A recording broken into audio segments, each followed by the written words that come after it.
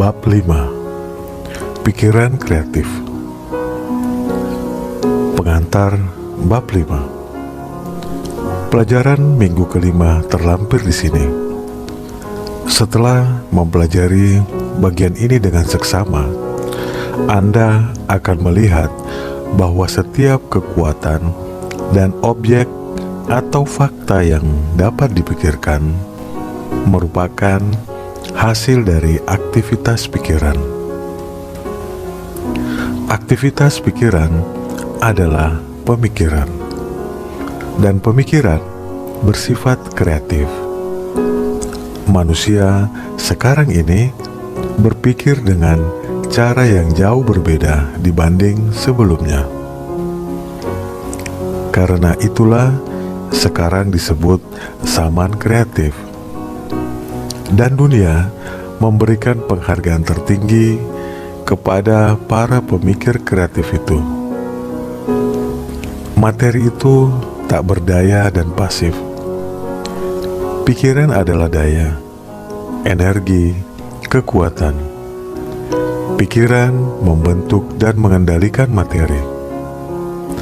Setiap bentuk materi hanyalah perlambang dari pikiran yang sudah ada sebelumnya. Tetapi pikiran tidak melakukan transformasi ajaib. Ia mematuhi hukum alam. Ia menggerakkan kekuatan-kekuatan alam. Ia melepaskan energi-energi alam. Ia terwujud dalam perilaku dan tindakan Anda.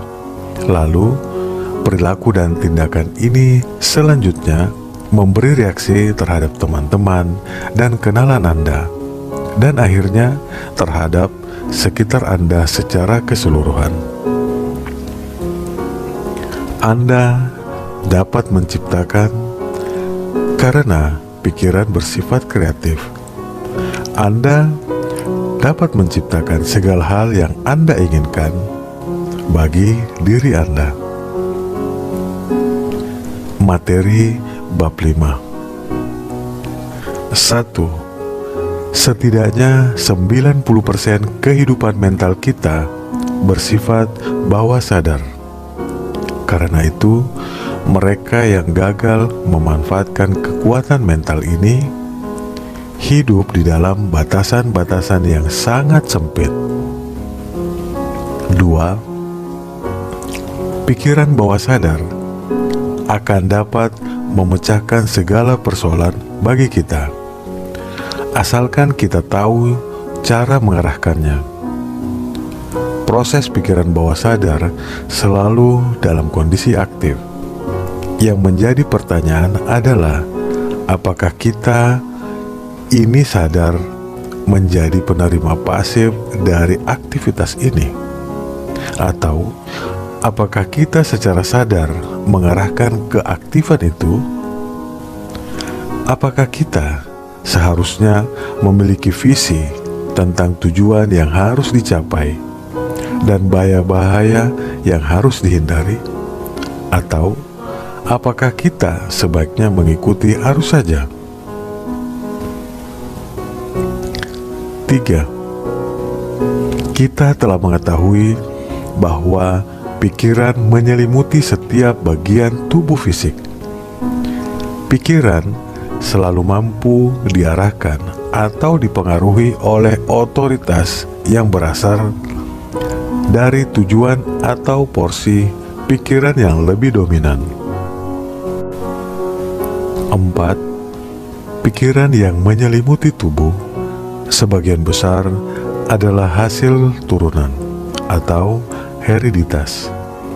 Tetapi pikiran juga sekedar hasil dari seluruh lingkungan di semua generasi masa lalu mengenai kekuatan hidup yang responsif.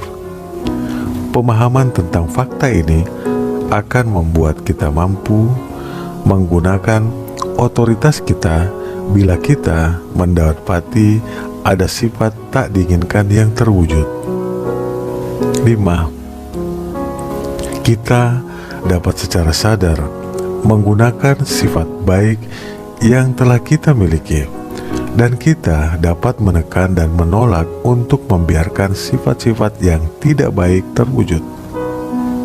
6. Demikian juga pikiran yang menyelimuti tubuh fisik ini tidak hanya merupakan hasil dari kecenderungan turunan, tetapi juga merupakan hasil dari lingkungan rumah, bisnis, sosial yang telah menerima ribuan kesan, ide, prasangka, dan pikiran serupa. Sebagian besar dari pikiran ini telah diterima dari orang lain, hasil dari opini, saran, atau pernyataan.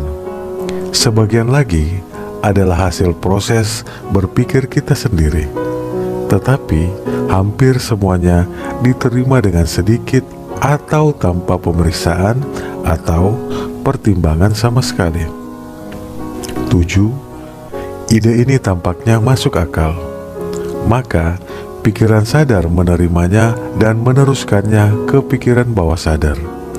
Di sana, ide ini diambil oleh sistem simpati dan dilanjutkan untuk dibangun ke dalam tubuh fisik kita.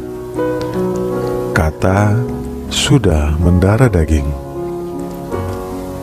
8. Demikianlah kita terus-menerus mencipta dan mencipta ulang diri kita sendiri. Kita hari ini adalah hasil dari pemikiran masa lampau kita, dan kita akan menjadi apa yang kita pikirkan hari ini. Hukum tarik-menarik membawakan kepada kita bukan apa yang akan kita sukai, atau apa yang kita inginkan, atau apa yang dimiliki oleh orang lain. Hukum tersebut membawakan kepada kita milik kita sendiri, apa yang telah kita ciptakan melalui proses pemikiran kita, entah itu secara sadar atau tidak sadar. Sayangnya, kebanyakan kita sedang menciptakan hal-hal itu secara tidak sadar. 9. Jika kita membangun rumah untuk diri sendiri, lihatlah betapa berhati-hatinya kita merencanakannya. Kita mempelajari setiap detailnya. Kita memikirkan material dan memilih yang terbaik. Namun, betapa sembrononya kita ketika membangun rumah mental kita. Yang jelas, jauh lebih penting dibanding rumah fisik apapun. Padahal, segala hal yang mungkin masuk ke dalam kehidupan kita tergantung pada sifat materi yang masuk ke dalam konstruksi rumah mental kita. 10. Apakah sifat materi ini? Kita telah melihat bahwa ini adalah hasil kesan-kesan yang telah kita kumpulkan di masa lalu dan disimpan di mentalitas bawah sadar kita. Jika kesan-kesan ini adalah rasa takut, cemas, susah, khawatir, jika kesan-kesan itu bersifat putus asa, negatif, ragu, maka tekstur materi yang kita rajut hari ini akan menjadi materi negatif yang sama. Alih-alih bernilai, materi itu justru akan melapuk dan membusuk, serta mendatangkan kesulitan, kesusahan, kekhawatiran yang lebih besar ke dalam hidup kita. Selamanya kita akan sibuk berusaha untuk menambal dan membuatnya tampak tak kentara. 11. Sebaliknya, jika yang kita simpan hanyalah pikiran yang sangat berani, jika kita optimis, positif, dan segera membuang pikiran negatif apapun ke tumpukan sampah, dan menolak sama sekali untuk berurusan dengan sampah ini, apakah hasilnya? Materi mental kita sekarang adalah jenis yang terbaik. Kita dapat merajut materi apapun yang kita mau, dapat menggunakan warna apapun yang kita inginkan. Kita tahu bahwa tekstur ini kokoh, Materi ini kuat dan tidak akan pudar. Kita tidak mempunyai rasa takut, tidak ada kecemasan tentang masa depan, tidak ada apapun yang harus ditutupi, tidak ada tambalan-tambalan yang harus disembunyikan. 12. Ini merupakan fakta-fakta psikologis. Tidak ada kerja teori atau terka-menerka tentang proses berpikir ini. Tidak ada rahasia tentang fakta-fakta ini. Sebenarnya, fakta-fakta ini begitu sederhana, sehingga setiap orang bisa memahaminya. Yang harus dilakukan adalah melakukan pembersihan rumah mental. Dan pembersihan ini harus dilakukan setiap hari. Kita harus menjaga rumah agar tetap bersih.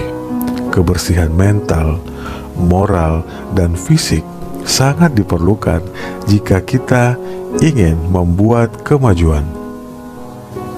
13.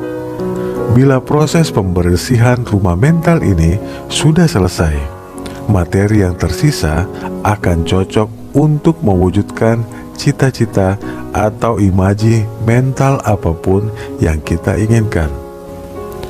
14. Ada sebidang tanah yang menunggu seseorang untuk mengklaim. Tanahnya luas terbentang sejauh mata memandang. Dengan hasil panen yang melimpah, air yang mengalir, dan hutan yang subur, ada sebuah rumah besar yang megah dan berisikan lukisan-lukisan langka, perpustakaan yang lengkap, hiasan gantung yang indah, serta barang-barang mewah yang memberikan kenyamanan. Yang harus dilakukan oleh si pemilik hanyalah mengukuhkan hak miliknya, mengambilnya, dan menggunakan harta benda itu. Ia harus menggunakannya. Ia tidak boleh membiarkannya melapuk. Syarat kepemilikannya adalah menggunakannya. Menelantarkannya berarti menghilangkan hak kepemilikan. 15. Di ranah pikiran dan spirit, di ranah kekuatan praktis, harta semacam itu adalah milik Anda. Andalah pewarisnya. Anda dapat mengukuhkan hak waris Anda dan miliki serta menggunakan warisan yang berharga ini. Kekuatan atas lingkungan adalah salah satu buahnya. Kesehatan, harmoni, dan kemakmuran merupakan aset di neraca saldo. Semua itu menawarkan kepada Anda ketenangan dan kedamaian. Kekuasaan ini hanya menuntut kesediaan belajar untuk menuai sumber-sumbernya yang besar. Kekuatan ini tidak menuntut pengorbanan, kecuali hilangnya keterbatasan Anda, hilangnya kondisi terbudaknya Anda, hilangnya kelemahan Anda. Kekuatan ini membungkus Anda dengan kehormatan diri dan menyerahkan tongkat kekuasaan ke tangan Anda. 16. Untuk memperoleh harta ini diperlukan 3 proses. Anda harus benar-benar menginginkannya. Anda harus mengukuhkan klaim Anda. Anda harus mengambil kepemilikan itu. 17. Anda mengakui bahwa itu bukan kondisi-kondisi yang membebani. 18. Anda terbiasa dengan subjek hereditas. Darwin, Huxley, Higgs, dan para ahli fisika lainnya sudah mengumpulkan bukti sebanyak mungkin bahwa hereditas adalah hukum yang muncul bersama kreasi progresif. Hukum hereditas progresif inilah yang memberikan manusia sikap tegaknya, tenaga geraknya, organ pencernaannya, sirkulasi darah, tenaga saraf, tenaga otot, struktur tulang, dan banyak kemampuan fisik lainnya. Bahkan ada fakta-fakta yang lebih memukau tentang hereditas kekuatan pikiran. Semua ini membentuk apa yang sudah disebut hereditas manusiawi Anda. 19. Tetapi ada hereditas yang belum dipahami oleh para pakar fisika. Hal ini sebenarnya sudah menjadi bahan riset mereka sebelumnya. Mereka merasa putus asa di satu titik karena mereka tidak menjelaskan apa yang mereka lihat. Hereditas agung ini ditemukan dalam kondisi tengah bekerja aktif. 20. Inilah kekuatan agung yang memutuskan kreasi primer. Ia diturunkan dari ilahi, langsung ke setiap ciptaan. Itulah yang menghasilkan kehidupan yang tidak bisa atau tidak pernah bisa dilakukan oleh para ilmuwan fisika.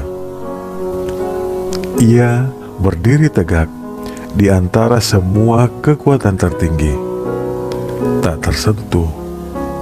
Tidak ada hereditas manusia yang bisa mendekatinya. Tidak ada hereditas manusia yang sepadan dengannya. 21. Hidup tanpa batas ini mengalir melalui Anda dan mewujud dalam diri Anda. Jalan masuknya adalah semua kemampuan yang mencakup kesadaran Anda. Maka rahasia kekuatan ini terletak pada pintu-pintu yang harus selalu dibiarkan terbuka. Tidakkah ini sepadan dengan usaha yang kita kerahkan? 22. Inilah suatu fakta yang luar biasa, bahwa sumber semua kehidupan dan kekuatan berada di dalam diri. Manusia, lingkungan, dan peristiwa kehidupan mungkin memerlukan kebutuhan dan kesempatan. Tetapi kebijaksanaan, kekuatan, dan tekad untuk memenuhi kebutuhan ini akan ditemukan di dalam diri. 23. Hindari kepalsuan. Bangun fondasi yang kokoh untuk kesadaran Anda pada kekuatan-kekuatan yang mengalir langsung dari sumber tak terhingga. Pikiran universal di mana Anda merupakan gambaran dan kesamaannya. 24. Mereka yang telah memiliki warisan ini tidak akan pernah sama lagi. Mereka sudah menjadi pemilik dari kekuatan yang tak terbayangkan sebelumnya. Tak lagi mereka malu-malu, lemah, pelin-pelan, atau ketakutan. Mereka telah terhubung kuat dengan Yang Maha Kuasa. Sesuatu di dalam diri mereka telah dibangkitkan. Tiba-tiba saja mereka telah menemukan bahwa mereka memiliki kemampuan hebat yang laten, yang selama ini tidak mereka sadari. 25. Kekuatan ini berasal dari dalam diri, tetapi kita tidak bisa menerimanya kecuali kita memberikannya. Menggunakannya adalah syarat agar kita mendapatkan kepemilikan ini. Masing-masing dari kita adalah saluran, dan melaluinya kekuatan Yang Maha Kuasa dibedakan menjadi bentuk. Jika kita tidak memberi, saluran itu mampet sehingga kita tidak lagi bisa menerima. Inilah yang terjadi di seluruh tataran eksistensi, di semua bidang usaha, dan di semua jalan kehidupan. Semakin kita memberi, semakin kita memperoleh. Atlet yang ingin menjadi kuat harus menggunakan kekuatan yang dia miliki. Semakin banyak ia memberi, semakin banyak pula ia memperoleh. Orang yang ingin mencari uang harus menggunakan uang yang dia miliki, karena hanya dengan menggunakan uangnya, maka ia akan memperoleh lebih banyak uang lagi. 26. Pedagang yang tidak membiarkan setiap barangnya terjual tidak akan mendapatkan pemasukan. Perusahaan yang tidak bisa memberikan pelayanan yang baik akan segera kehilangan pelanggan. Ahli hukum yang tidak mampu memperoleh hasil akan segera kehilangan klien. Hal ini berlaku dimanapun. Kekuatan tergantung pada penggunaan yang tepat dari kekuatan yang telah kita miliki. Apa yang terjadi di setiap bidang usaha dan tiap pengalaman di dalam kehidupan juga terjadi pada kekuatan yang darinya diperoleh setiap kekuatan lain yang dikenal di antara manusia, yaitu kekuatan spiritual.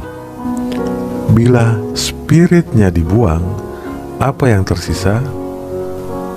Nol besar. 27.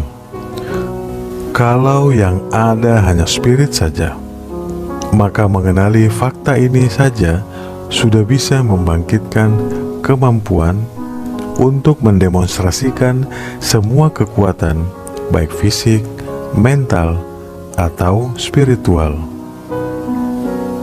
28. Semua harta milik merupakan hasil dari sikap pikiran yang terakumulasi atau kesadaran akan uang.